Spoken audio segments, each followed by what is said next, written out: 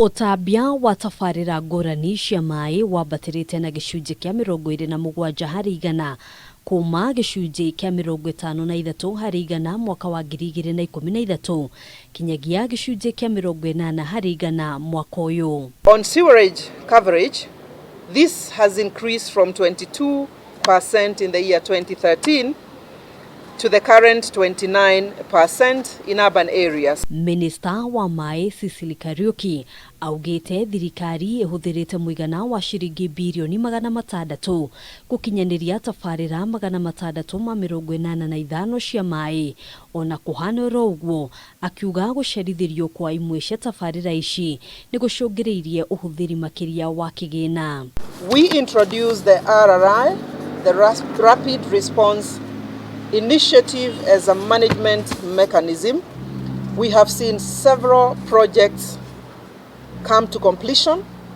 The ones with delays have also been put on a fast track. Tabarĩra ici igayanĩtio na matina matano, rĩa mbere rĩkĩambĩrĩria mweri-ini wa keri nginyagia mweri-ini wa gatano mwaka mũhĩtũku, kũrĩa thirikari ĩkoretwo ĩkĩrũmĩrĩra na kinyi gũtigĩrĩra atĩ tabarĩra ici ciothe nĩ ciarĩkĩrĩra. In the first wave, we saw 44 water projects being completed, and we saw 1.5 million people access to clean drinking water. We also saw a total of 4,870 acres of land being brought under irrigation during that wave. Akĩrugũria itiina rĩa gatano mũthenya wa ũmũthĩ, Cicily nĩeranĩire atĩ tabarĩra ciothe iria itarĩkĩrĩire hamwe na iria ikwambĩrĩrio ũmũthĩ nĩ igũkorwo irĩkĩrĩire gũkinyĩria mweri wa gatano mwaka ũyũ. There are about 64 projects which are ready for commissioning and will be handed over within this period.